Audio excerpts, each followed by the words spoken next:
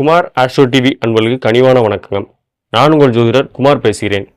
இன்னைக்கு வீடியோவில் நம்ம என்ன பார்க்க போகிறோம் பார்த்தீங்கன்னா, ரிஷபராசிக்காரர்களுக்கு அடுத்த 15 நாட்கள் என்ன மாதிரியான பலன்கள் இருக்க போகுது அப்படின்னு சொல்லி தான் பார்க்க போகிறோம். ரிஷபராசிக்காரர்களை பொறுத்தவரைய ஒரு கம்பீரமான உடல் அமைப்பையும் அனைவரையும் எளிதில் ஈர்க்கக்கூடிய கண் அமைப்பையும் கொண்டவங்க தான் இந்த ரிஷபராசிக்காரங்க. இவனோட முக பாகனையே ஒரு அழகான தோற்றத்தை இருக்கும். அதாவது ஒரு பூ மாதிரி கூட இருக்கும்னு சொல்லலாம். அவனோட வாழ்க்கையில் பல இன்னல்களை சந்திப்பாங்க. இவங்களுக்கு கண்டிப்பாக ஒரு காதல் திருமணம் ஏற்படக்கூடிய யோகமாக தான் இருக்கும். இந்த ஒரு செயலை எடுத்துட்டாலும் கண்டிப்பாக அது முடிச்சே தீரணுங்கிற ஒரு தன்னம்பிக்கையோடு இருப்பாங்க. நம்மளால் முடியலாட்டி வேற யாராலுமே முடியாது அப்படிங்கிற ஒரு கர்வ குணம் இந்த ரிஷபராசிக்காரர்கிட்ட இருக்கும். இதனாலேயே பல கடினமான செயல்களையும் எளிதாக முடித்து காட்டக்கூடியவங்க தான் இந்த ரிஷபராசிக்காரங்க. இந்த ரிஷபராசிக்காரர்களுக்கு அடுத்த 15 நாட்கள் என்ன மாதிரியான பலன்கள் இருக்க போகுது அப்படின்னு சொல்லி தான் இந்த வீடியோவில் பார்க்க போகிறோம். ரிஷபராசிக்கு மட்டும் இல்லாமல் அனைத்து ராசிக்குரிய ராசி பலனுமே நம்மளோட வெப்சைட்டில் இருக்குது. நம்மளோட வெப்சைட்டில் லிங்க் டிஸ்கிரிப்ஷனில் இருக்குது. கண்டிப்பாக அந்த நீங்கள் போய் செக் பண்ணி பாருங்கள். ரிஷபராசிக்காரங்களுக்கு அடுத்த 15 நாட்கள் எப்படி இருக்குன்னு பார்த்தீங்கன்னா, அவங்களோட ராசிநாதன் 4ஆம் இடத்துல இருக்கார். இந்த 4ஆம் இடம் அப்படிங்கிறது ஒரு அற்புதமான காலகட்டம் அப்படின்னே சொல்லலாம். இந்த 4ஆம் இடத்துல இருந்து பல நன்மைகளை ரிஷபராசிக்காரர்களுக்கு செஞ்சிருப்பார் இந்த ராசிநாதன்.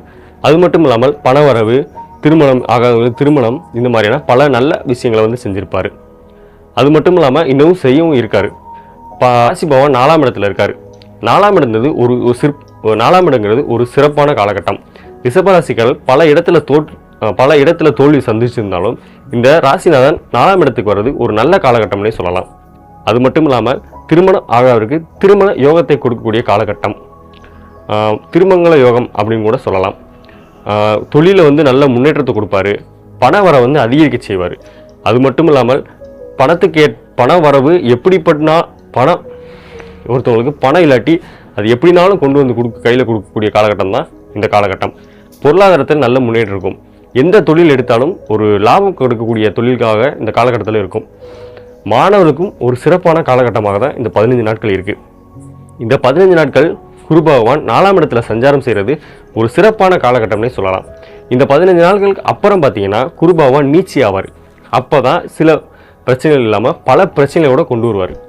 தொழிலில் ஏமாற்றக்கூடிய தன்மை ஏற்படும். தொழிலில் யாரையா நம்பி ஏமாந்துருப்பாங்க. குடும்பத்தில் பல பிரச்சனைகள் உண்டாகும். கணவன் மனைவி பிரச்சனை, மனைவியாக கணவனுக்குள்ள பிரச்சனை, இந்த மாதிரி பல பிரச்சனைகள் இந்த ராசிநாதன் நீச்சி அடையும் போது உங்களுக்கு கிடைக்கும். இது ஒரு சில விட்டு கொடுத்துட போகிற தன்மை இருந்துச்சுன்னா குடும்ப விஷயத்தில் ஒரு நல்ல காலகட்டமாக இந்த காலகட்டம் அமையும். விட்டு கொடுத்து போனீங்கன்னா இந்த 15 நாட்கள் பொறுத்தவரைய இந்த 15 நாட்கள் ஒரு சிறப்பான காலகட்டம் சொல்லலாம். நான் ரொம்ப காலமாக ஏதாவது ஒரு வியாதியில் இருந்துட்டு வந்தீங்கன்னா இந்த 15 நாட்கள் அதுக்கான தீர்வு உங்களுக்கு கிடைக்கும். முழு தீர்வு கிடைக்கலாலும் ஓரளவுக்காவது அதுலேருந்து விடுபடக்கூடிய யோகம் இந்த காலகட்டத்தில் அமையும்.